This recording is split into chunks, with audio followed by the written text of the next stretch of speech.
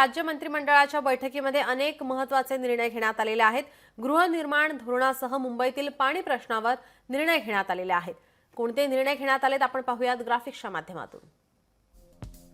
वाशिमच्या कारंजा येथे दिवाणी न्यायालय वरिष्ठ स्तर स्थापन करण्याचा निर्णय।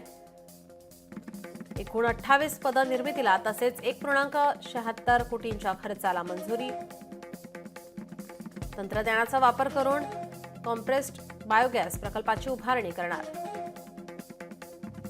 प्रकल्पासाठी देवनारचा भूखंड सवलतीच्या दरात भाडेपट्ट्याने उपलब्ध करून देणार। उद्योग विभागाच्या अंतर्गत धोरण कालावधी संपुष्टात आलेल्या तसेच धोरणांतर्गत विभागाकडे प्रलंबित असलेल्या प्रस्तावांना मंजुरी।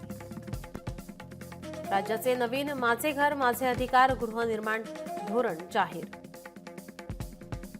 सुलवाडे जामफळ कनोली उपसा सिंचन प्रकल्पाच्या 5,329 कोटींची मान्यता। अरुणा मध्यम प्रकल्पांतर्गत मौजे हे प्रकल्पासाठी 2,025.64 कोटींची मान्यता। रायगडच्या कर्जतमधील पोशीर प्रकल्पाला 6,394 कोटींची मान्यता।